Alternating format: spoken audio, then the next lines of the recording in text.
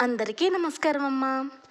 నా చిన్నప్పటి నుంచి మ్యాథ్స్ రాపోతే మా అమ్మగారు నువ్వు బెండకాయ ఇగురో పులుసు తినవే, ఇట్టే నీకు మ్యాథ్స్ వచ్చిద్ది అంటారు.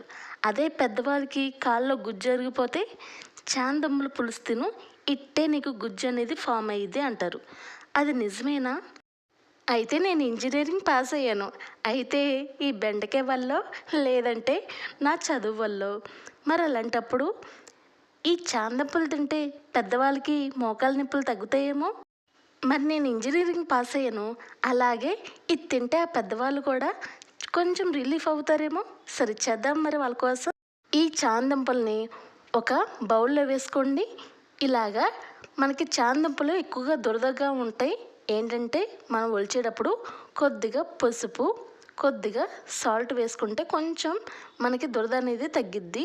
ఇలా బాగా ఉడికించుకొని ఒక పావుగంట సేపు వరకు ఇలా బంగాళదుంపలాగా ఉడికించుకొని ఇలాగా ఆ పీల్ మొత్తం తీసేయండి. ఆ వాటర్ అంతా పడేసిన తర్వాత ఇలా మనం జాగ్రత్తగా నిదానంగా బంగాళదుంపలను మనం ఎలా ఒలుస్తామో ఇవి కూడా అంతే అలాగే ఒలుచుకొని ఇలా శుభ్రంగా నీట్గా డస్ట్ లేకుండా చేసుకోండి. ఈ విధంగా వచ్చిన తర్వాత మొత్తం అలాగే తీసేయండి. ఇలా ఓవరాల్గా అయిందా? ఇప్పుడు మనం బంగాళదుంపను ఎలా కట్ చేస్తామో ఇలాగా మీ నచ్చిన షేప్లో కట్ చేయండి. రౌండ్గా చేసుకుంటారు, లేదంటే అడ్డంగా చేసుకుంటారు, మీ ఇష్టం అది. ఇక స్టవ్ అనేది ఆన్ చేయండి అమ్మా.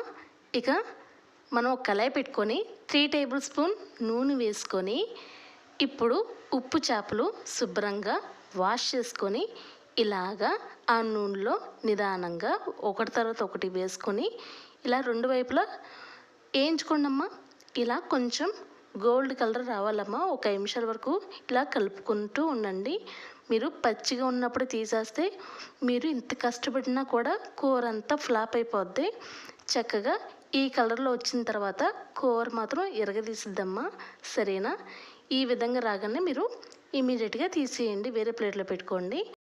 ఉప్పు చేపలు వేయించుకున్నంత వరకు మీరు సిమ్లోనే పెట్టుకున్నాం మంట. తర్వాత ఉప్పు చేపలు తీసేసిన తర్వాతే హై మంటలో పెట్టేసుకోవచ్చు.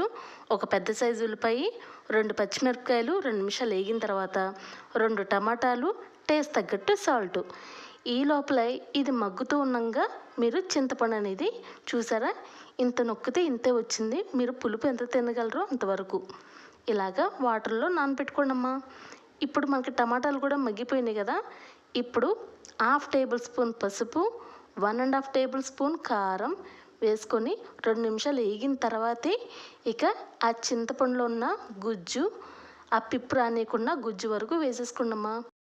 ఇక వాటర్ అనేది ఆ చింతపండు నానబెట్టుకుంటారు కదమ్మా, అది తెల్లబడేంత వరకు మీరు పిప్పు పిండుతూ ఉంటే ఇలాగ మనకి నీళ్ళు అనేవి వస్తాయమ్మా. సరేనా? మరి కొలత తగ్గట్టే మనం చింతపండు తీసుకుంటాం కదా, ఒక్కసారి పిండంగానే వేస్ట్ చేయకుండా దాన్ని ఇలాగా ఆ తెల్లబడిన తర్వాత చింతపండు ఇప్పుడు మనం ఆల్రెడీ కట్ చేసుకున్న ఈ చాందంపుల ముక్కలు, ఆల్రెడీ వేయించుకున్న ఉప్పు చేప ముక్కలు కూడా ఆ వాటర్లో వేసుకొని ఇక ఓవరాల్గా ఒకసారి కలుపుకొని ఇక మీరు మూత పెట్టేసుకోండమ్మా. ఖచ్చితంగా పావుగంట సేపు పట్టిద్దమ్మా. హై మంటే పెట్టుకోండి.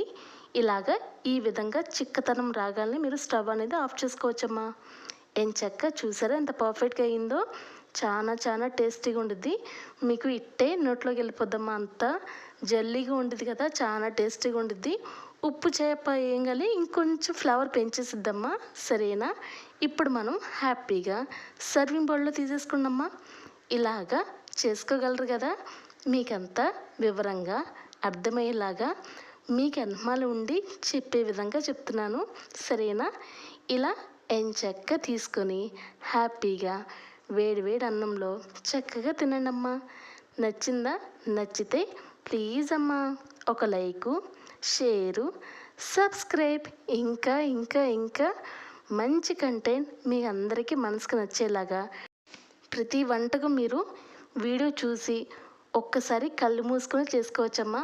అంత టేస్టీగా, అంత నమ్మకంగా ఉంటాయి కూరలు కూడా. చాలా చాలా టేస్టీగా ఉంటాయి. ప్లీజ్ అమ్మా మీరందరికీ ఈ ఛానల్ నచ్చాలని మనసారా కోరుకుంటున్నాను. కొంచెం మీ సపోర్ట్ కూడా కాస్త కూస్త చూపియండి అమ్మా నా మీద. సరేనా? థ్యాంక్స్ ఫర్ వాచింగ్ అమ్మా. Keep smiling. ఎప్పుడు మీరు ఇలాగే సంతోషంగా ఉండండి అమ్మా. బాయ్.